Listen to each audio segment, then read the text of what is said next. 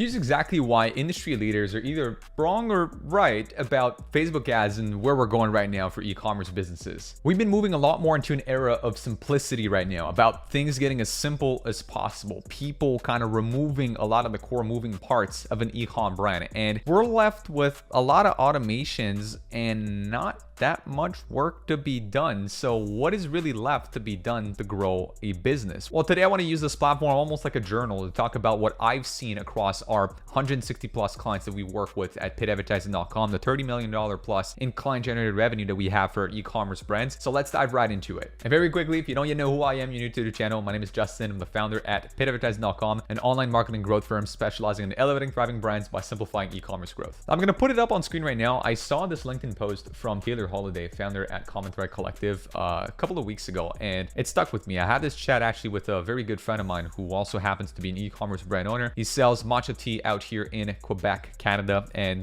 we were just talking about how the e-com space as a whole has really moved towards an era of simplicity. And I think some of those things that we can notice is, well, number one, customer support is almost non-existent in the sense that you can just sit down for a day, train an AI bot to answer all the most common questions and concerns that a customer might have, use conditional logic to help them solve these concerns, and basically automate, if not all, 99% of your customer support. So that's one thing. Second thing, I'm sure many of you watching that may have seen guys like Daniel Dallin pop off on YouTube. Amazing video style, very interesting guy to look into. So shout out to him, Mr. POV. But the reason I bring him up is actually more for his business. So if you look at ECOM Flow, which are allowing people to manufacture and ship straight from China in 3 to 10 days worldwide, which is honestly a game-changing factor, which what I'm telling you is that you can basically have your products manufactured and shipped out from China within about 3 to 10 days anywhere in the world, which frees up tons of cash flow for e-commerce brands. So many brand owners had to have so much of their money locked up in inventory, which carries a huge risk, right? There is an inventory risk because you have all this money freed up in stock, where if you don't sell out of it, then like you're left with just pure loss sitting right there collecting dust in a warehouse. Whereas right now you don't need to carry as much stock because it's much quicker for you to produce and ship, again, straight from mainland China. And not only that, costs are also much cheaper. Instead of having a US 3PL or someone here again in your local country like Canada, like I am, carrying that inventory for you, you're doing so overseas, which again, definitely can confirm this is much cheaper to do. So I'm like, it's cheaper, simpler, frees up more cash flow, and pretty much just as fast as shipping from a local factory. So why would you use a local factory supplier or 3PL nowadays? You don't really need to. Now, going into media buying, honestly, for beginners, so I'm gonna put it that way. I think I had this chat again with this e-com friend of mine where I'm gonna say media buying nowadays is a luxury. And even then, some people might disagree with it, but my opinion is that media buying is a luxury. What I mean is that most 0 to 8-figure brands don't need to worry about media buying on Facebook. All they have to care about is going broad, keeping their ad account as simple as possible, and focusing on the creative level. That's it.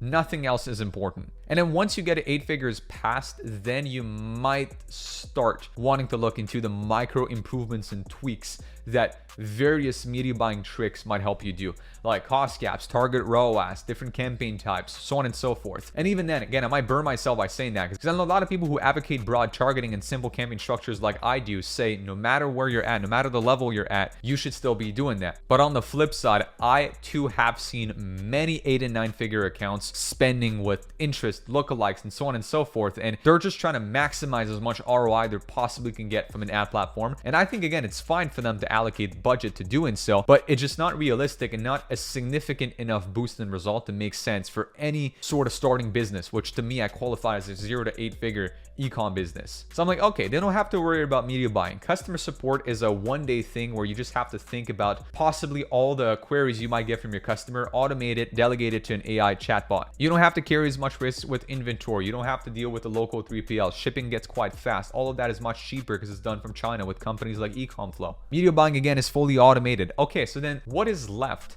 to help you grow? Like, where should you actually focus on? Well, product development is always going to be king, right? I've made many videos now and I've seen that. It's crazy to me, and I think this is something I wish I could share more out here, but there's so much confidential information that I come across on a day-to-day basis. I audit roughly 6 to 15 ad accounts every single week of various e-commerce businesses, most of them doing multi 6, 7, and 8 figures with their brand. And last week I met with a gentleman from Hawaii.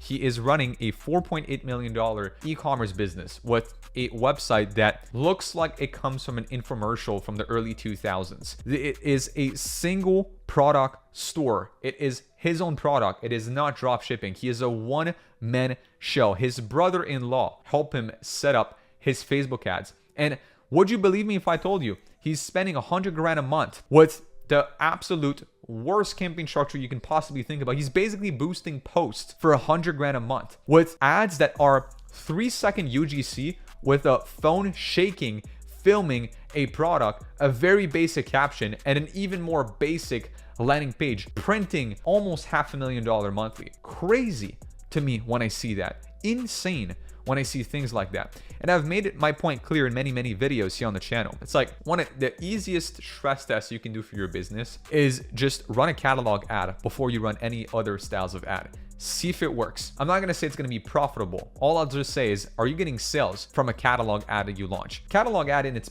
purest form puts all the pressure on the product level. It's just, do you have a product that people want? Do you have to do a lot of explanation, a lot of convincing, a lot of arm wrestling to get someone to buy? Or is the product enough to be its own marketing? And a good product should be doing just that. It should be enough to market itself. Now, it's not to say that if your product doesn't sell through a catalog ad that it's not worth for you to continue. I'll give you the best example. An email marketing agency or an ads marketing agency for e-commerce businesses. How many of us are out there in the space? A gazillion of us. If I just put up an ad tomorrow morning and I said, I'm gonna run your Facebook ads for your e-commerce brand, would I get clients? First of all, I can guarantee you I would. I could guarantee you I would. Would I be profitable? Probably not. I've done that stress test for my own business. I'm gonna get very low quality clients coming from it, but I will get clients coming from it. It's like they for sure will come. I've done that test for myself. But then to get higher quality clients, to really scale, so on and so forth, I need to put more effort into my marketing, which I think is the opportunity that a lot of businesses gonna pass by. So many of them, they don't do that initial stress test. They don't do a simple product focused ad just to see if the market wants the product, and they over-index themselves in product research, product development before even figuring out if the market really wants it. So I'm like, that still remains today. Building a great product is still key, because if the product doesn't sell itself, if people don't want what you have to offer, then no matter how saturated the space is, by the way, again, the best example is advertising agencies. Incredibly saturated space, but I can guarantee you once again, if I just said, do you want me to run your Facebook ad? Some people would say, yeah, sure.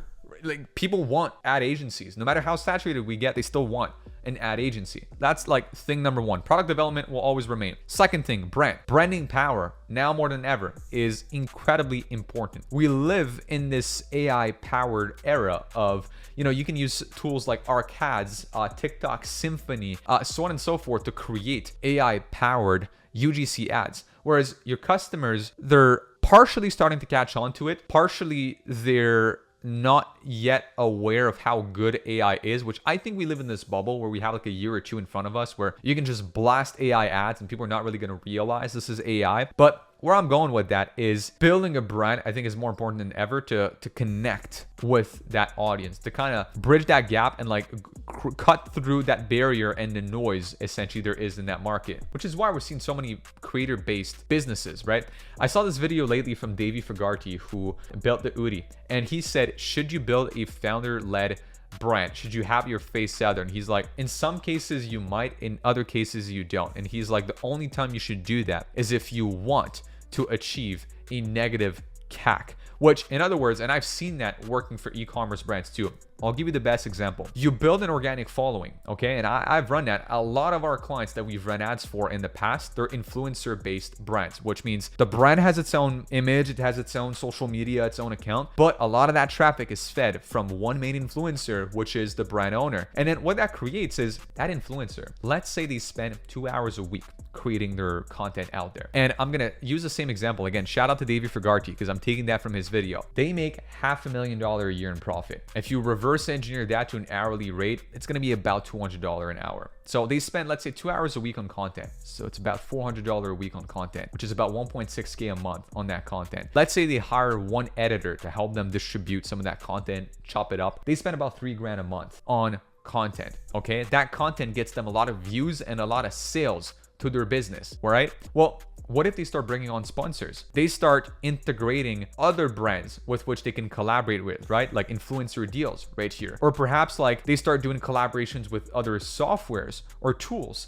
And now they're getting paid to promote other people's products at the same time of promoting their own products. And now this is where it gets interesting. I'm an influencer. I have 500,000 followers. Again, it costs me in time and editor $3,000 a month to post content. And now I land a brand deal for $20,000 as an example from a business for which I just have to do 3 videos about them in the month. Well, posting these 3 videos is going to bring them traffic, but also my account is going to get more traffic from it, which on my account, 90% of my content is about my own brand. So indirectly, I'm going to collect 20 grand from that sponsorship and drive traffic to my own brand, which now I have a negative CAC is what this means, because I've gotten paid 20 grand to buy a business to do a promotion with them. It's costing me 3 grand of my time and editor's time to put towards content. So I've made 17 grand profit from content and I've acquired customers from my business, which is what we mean by negative CAC. I think this is a great opportunity for a lot of founders out here. And I agree with Davey by saying this, like, it's not just for e-commerce brands. Like, this is the same thing. Would you be an agency owner, any type of business? If you can achieve organic growth while getting other sponsors and features in your own videos that will pay you to do that to offset your team and time costs, it's game over. You know, this is the most profitable marketing you can probably do out there. Now, is it as scalable as paid ads? No, definitely not. But nonetheless is a huge basis and asset. And once again, brand power you would have with a business, because people now, they identify with you as a person, or they identify with your brand's mission, the vision with it, and that is stronger than any sort of paid ads you could run. And now finally, moving on to the ad side of things, I said earlier, creative is all that's left. It sounds easy, but then it's like, is it? You know, if you want to build an in-house creative team, then you need a copywriter, you need a creative researcher, you need someone to help you find content creators and manage those content creator relationship, you need an editor, you still need some people on staff to make creatives happen. Now, granted, I've mentioned tools earlier, like again, ArcAds, like Symphony from TikTok, which you can make UGC AI videos, but these tools also work best in conjunction with like this content production with real creators, because you can then clone those creators' voices, faces, and so on and so forth. Granted, you have permission from them, but you can clone their content to make more of it utilizing AI. So I see AI as of now in this creative realm as an amplifier to content you already make. You can now get more juice out of your content pieces. Another great tool I've came across lately is called Recharm, where you can like upload a bunch of content on there and it'll help you through AI, like chop up your videos, label those videos with like sections, like is this a product intro, is that a hook, is that so on and so forth. And then you can, like, if you've produced hundreds of pieces of content through the last few months, you can dump all of those in there, and then you can start like mix and matching different parts of your content automatically through Recharm. So I'm like, really the way I see AI playing a role in content right now is an amplifier of your existing content effort. It simplifies your workflow and makes your workflow or gets more juice out of every piece of content. So I think creatives are becoming more and more affordable nowadays, but there's still that part of the process where once again you need to have like a team to help you with that creative production. And I think that's where we're moving more into the ad space, is more like creative centric teams or pods of people to help scale up creative production for a creative heavy algorithm. So recapping everything I spoke about today, it's like, as a business owner yourself, focus on product development. Product is still king. Second of all, brand building with the purpose of getting a negative CAC is probably the best thing you can do for yourself. And then when it comes to creatives, I personally, I might be biased. I mean, I am definitely biased because I am on the agency side, but I still think that outsourcing that creative part is probably one of the best ways to, again, source a lot of original content and amplify overall content production utilizing AI. So if you made it this far in this video and you are an e-commerce brand owner wanting to partner with a paid ads partner on Meta, TikTok, and or Google, and you want a partner that uses AI to amplify their production, click the first link in the description down below to book in a call to speak with myself and the team at paidadvertising.com. Now, if you simply want one-on-one consulting with myself and my team to help you kind of over the shoulder with your ads and or your team, then check out a second link in the description down below to check our Ad Engine one-on-one consulting program. On that note, check out other videos on the channel for some more useful marketing tips, and I'll be seeing you in the next one. Peace.